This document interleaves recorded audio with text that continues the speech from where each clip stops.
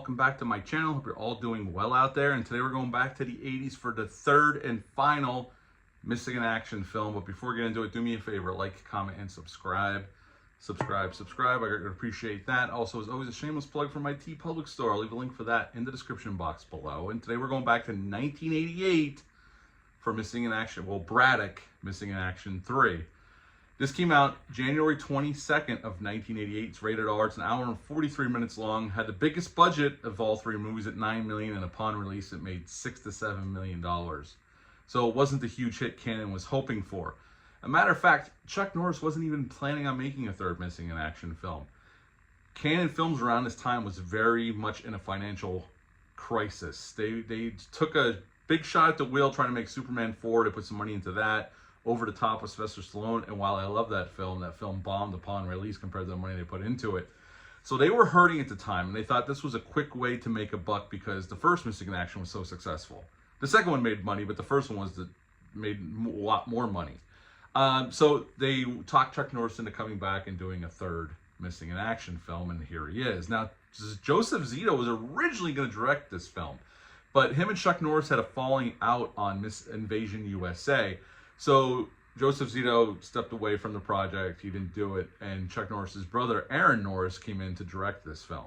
Chuck Norris is back as Colonel James Braddock. And in this one, we see the fall of Saigon. We're at the American Embassy. Braddock comes in on a helicopter, and they're evacuating people out of the embassy. And there's a huge mob outside the embassy walls. We find out Braddock has a wife who was working as an interpreter at the embassy, and she's not there. She went back to her apartment to grab some things. Braddock grabs a Jeep, goes to see if he could find her and all this chaos that's going on. And she left the apartment, and this other woman was there helping her pack.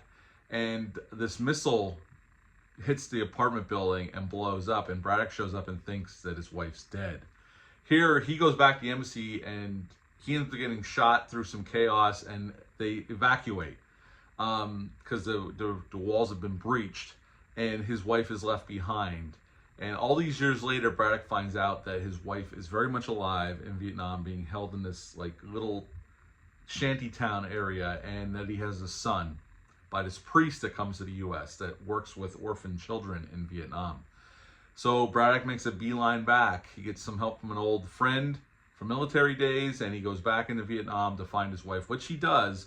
And there's another general who knows who Braddock is and wants to make him pay. And this movie does play rough at points. Like, this general shows up, catches him with his wife and his kid as they're trying to get out of Vietnam, and he just shoots the wife right in the head, right in front of Braddock and the son.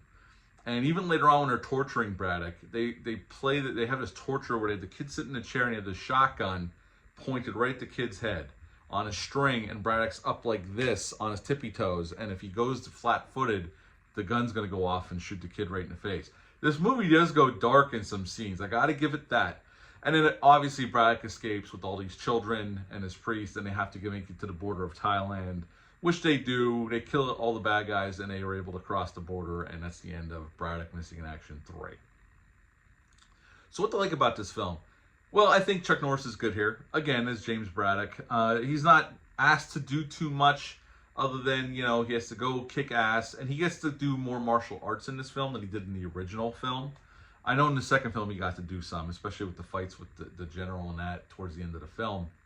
But there's a lot, he gets to do a lot more of his thing that he's known for here. There's lots of explosions, lots of gunplay. I mean, for $9 million, they do a lot. They do pull off a lot of cool action for them. And I think the action's pretty well handled here by Aaron Norris, he would go on to work with Chuck many, many times through the later part of his career. Hitman, Walker, Texas Ranger TV show. You know, this is just another Missing in Action film. So it's basically just about Braddock going back, this time to get his wife and his child out of Vietnam. And they set up a reason for him to go back. And, you know, actually watching this again last night, I liked it more than I did the last time I've seen it. I have it on digital. I don't have a physical copy of it. And I enjoyed it more this time than I did last time. I actually think this is better than the second film. the prequel, the beginning, but not quite as good as the first film. If we're going in order, I think this is the second best Missing in Action film. I'll give my score in a second. Like I said, Cannon was financially strapped around this time. They were hurting. This is around the time of the downfall of Cannon Films, and they thought this was going to be a quick hit for them. Unfortunately, it was not. It didn't make the amount of money it was supposed to. And Norris was actually frustrated with Cannon. Now, they were financially strapped around this time, but he was pissed that he didn't feel they put enough push behind the movie advertising-wise.